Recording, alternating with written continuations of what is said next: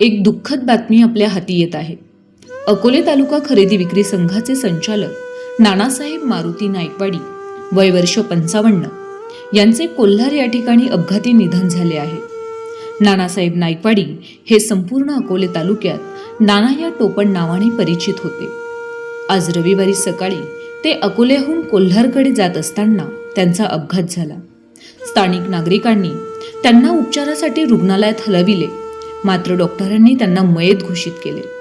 आज रविवारी सायंकाळी 5 वाजता अकोले शहरातील सिद्धेश्वर मंदिर परिसरातील प्रवराकाठी असलेल्या स्मशानभूमीत त्यांच्यावर अंत्यसंस्कार करण्यात येणार आहे. नाना नाईकवाडी यांचा अकोले तालुक्यात मोठा मित्र परिवार असून त्यांच्या अकाली जाण्याने सर्वांनाच फार मोठा धक्का बसला आहे. नाना नाईकवाडी यांच्या पश्चात पत्नी, भाऊ, मुले, नातवंड असा मोठा परिवार आहे. अगस्ती साखर कारखान्याचे संचालक बाळासाहेब नाईकवाडी यांचे ते सख्खे बंधू होते.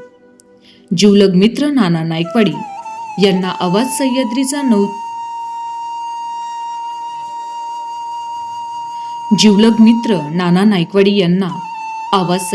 न्यूज परिवाराच्या वतीनं भावपूर्ण श्रद्धांजली.